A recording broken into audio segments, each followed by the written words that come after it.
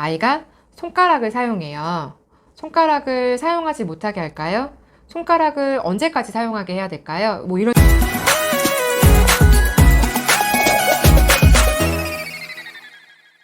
안녕하세요. 123 미니쌤TV의 김민희입니다. 산학습할 때 아이들 어려운 부분들 또는 지도하실 때 고민이 되는 부분들 뭐 여러 가지 발생하실 것 같은데요. 6세, 7세, 8세, 9세 요 연령에 거쳐서 많이 물어본 질문 중에 하나가 아이가 손가락을 사용해요. 손가락을 사용하지 못하게 할까요? 손가락을 언제까지 사용하게 해야 될까요? 손가락 사용하는 게 나쁜가요? 아니, 전혀 그렇지 않아요. 손가락을 많이 사용해 본 친구들이 더 정확한 연산에 대한 개념을 익힐 수 있어요. 왜냐면 손은 제2의 구체물과 같은 거라서 자기 앞에 딱 10개가 있는 거잖아요. 이 10개를 보고 8 더하기 7이야. 그럼 8에다가 2가 있으면 10이 되니까 7에서 2를 빼서 15. 이런 계산들이 잘 넘어가져야 되는데 8 더하기 7을 손가락으로 어떻게 접어서 계산해야 될지도 모르는 친구들도 있어요. 전 오히려 이게 더 문제라고 생각을 하거든요. 아이들이 손가락을 잘 써서 내가 지금 빨리 계산이 안 되는 덧셈이나 뺄셈에 해결하는 데 도움이 되는 그런 것들은 구체물로도 얼마든지 노출해 줄 수 있는 부분인 건데 손가락이라고 해서 나쁜 건 절대 아닌 거죠. 이건 반대로 말하면 이런 거예요. 예를 들면 주사위 나쁜가요? 아니죠. 주사위를 앞에 놓고 알을 움직이면서 연산을 하면 원리를 이해하는 도움이 되잖아요. 똑같은 원리인 거죠. 우리가 주사를 한번 시켜볼까? 라는 것과 내 손가락을 사용해서 계산해볼까? 라는 건 저는 같은 관점이라고 봐요. 그래서 손가락 사용을 적극 추천하고 특히나 양감이 약한 친구들, 수 연산이 좀 늦은 친구들은 손가락을 많이 사용하면 사용해볼수록 좋다고 말씀을 드려요. 우리가 연산을 진행을 하다 보면 손가락 범위 안에서 안 되는 부분이 생기죠. 발가락까지 사용한다고 얘기를 하잖아요. 물론 이제 그렇게까지 연산을 해야 될 정도로 연산력이 지금 안 돼 있으면 안 되죠. 그러니까 발가락을 쓰지 않으면 답을 못 구해주는 상황의 연산이라면 그렇다면 지금 그 단계가 아이의 실력에 맞지 않고 단계를 낮추셔야 되는 거예요. 조절을 해주셔야 되는 거죠. 이렇게 숫자가 큰 범위에 대해서는 아이들이 어떻게 손가락을 써야 될지를 되게 좀 어려워하기 때문에 그때는 오히려 손가락을 아이들이 덜 쓰고 어렵게 생각을 한 친구들이 있어요. 시간이 많이 걸리고. 그럴 경우에는 연산 문제집을 푸는 내 책상 또는 식탁 이런 근처에 백판을 붙여놓는 건 되게 좋아요. 백판을 벽에다 붙여놓든 아니면 책상 유리판 밑에 깔아놓든 이렇게 백판을 놓고 내가 지금 계산이 잘 안 되는 숫자를 찾아서 거기서 이동하면서 연습하는 거 되게 좋아요. 백판을 어떻게 활용해야 되는지 질문도 많이 주시는데요. 대단히 엄청난 활용을 말씀드리는 게 아니라 일단 백판은 아이들이 어떤 숫자가 어느 위치에 있는지부터 먼저 알아야 돼요.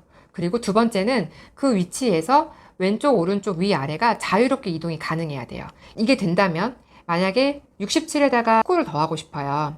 그러면 우리는 이거를 그냥 막연하게 두 자리 받아 올리면 덧셈이네 라고 생각하시겠지만 100판을 잘 활용한 친구는 67에서 19를 더하려면 아래로 내려와야 되죠. 10만 내려왔어요. 더 가야 되죠. 한 칸 더 내려와요. 20 내려왔어요. 그러면 19를 더해야 되는데 20을 더했으니까 어떻게 해요? 다시 왼쪽으로 백을 하죠.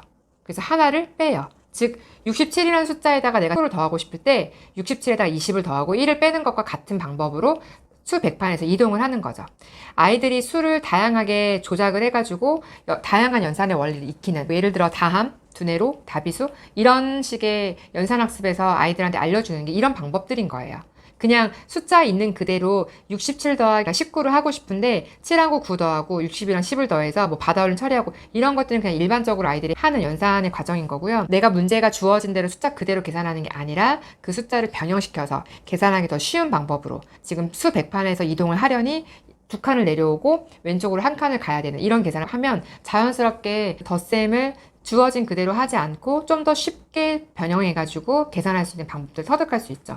이런 것들은 굳이 다음, 두뇌로, 다비수 이런 등등의 학습을 꼭 해야지만 얻을 수 있는 건 아니에요. 수 100판을 익히면서도 충분히 할 수 있는 거라서 수 범위가 넓은 이제 두 자리 위로 이제 올라갈 때는 그때는 손가락 사용을 하는 걸 아이들이 힘들어 하기 때문에 그때는 그렇게 수 100판을 또 도구로 사용을 하는 게 좋죠. 저는 이 두 가지가 주사를 하는 것보다는 저는 훨씬 더 효과적이라고 생각을 해요. 실제 진행하는 친구들을 보면은 주사는 이걸 계속 유지해가지고 진짜 그 진도를 막 나갔을 때 우리가 원하는 단계까지 암산이 정말 자유로운 좋으냐? 그렇지도 않고요. 주사안을 잘못 익힌 친구들은 이미 내가 연산을 할 때 막 손가락이 움직이고 있어요. 마치 여기 주판이 내 앞에 놓여져 있어서 내가 그걸 지금 조작하고 있는 것처럼 그렇게 되어 있다면 주사안이 제대로 학습이 된 게 아닌 거죠. 저는 손가락과 수백판을 적극 권해드리고요. 손가락 사용을 할 때 그럼 언제까지 해야 돼요? 라고 질문을 주신다면 언제까지는 없어요. 다만 아이가 질리도록 많이 해서 내가 이제 더 이상 안 해봐도 알 것 같아 라고 할 때까지 그냥 지켜보는데요.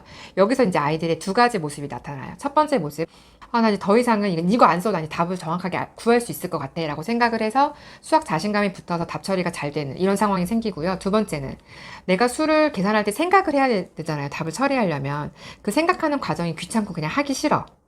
그래서 손가락을 쓰는 친구들이 있어요. 아이가 어떤 모습을 보이는지는 충분히 쓰고 난 후에 이제 판단을 하셔야 되는 거죠. 근데 만약에 지금 전자라면 이제 괜찮은 거고요. 자연스럽게 자기가 쓰다가 안 쓰게 되는 상황 괜찮은 거예요.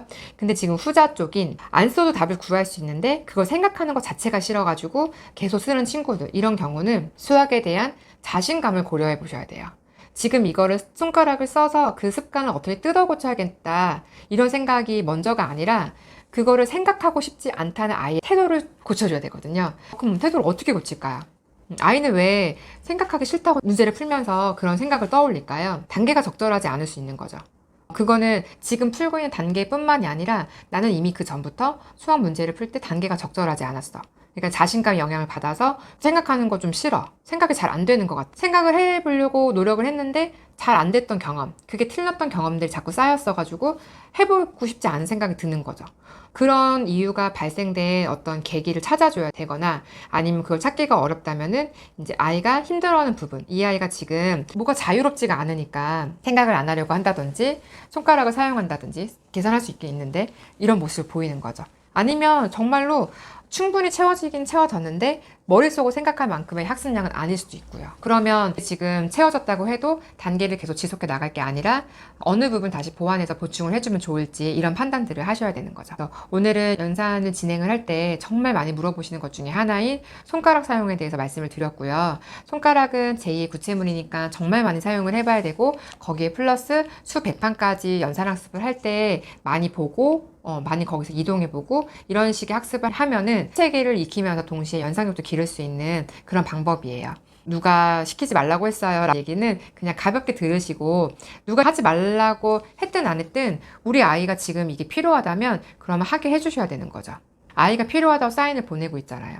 근데 다른 사람들이 그게 습관을 낳는다고 하니까 놔두면 안 될 것 같다 이런 생각으로 그냥 그거를 무조건적으로 안 하게 한다면 그러면 아이가 수학에 대한 어떤 반감도 생기고 자신감도 없고 하고 싶지도 않고 하는 것도 억지로 하게 되고 나중엔 손가락 사용하고선 안 썼다고 할 수도 있는 거예요. 그런 양상으로 가는 거를 원치 않기 때문에 아이들이 조금이라도 내가 생각을 자유롭게 할 수 있는 그 무언가가 있다면 그 무언가의 다리를 살짝 놓아주는 거는 적절하게 필요하다고 생각이 들어요. 오늘은 손가락 사용에 대한 얘기를 나눠봤습니다. 잘 참고해 보시고 그렇다고 해서 안 쓰는 친구들한테 손가락을 사용하라고 권유하실 필요는 없으세요. 오늘 영상은 여기까지고요. 저희는 다음 영상에서 만나 뵙도록 하겠습니다. 다음에 또 만나요.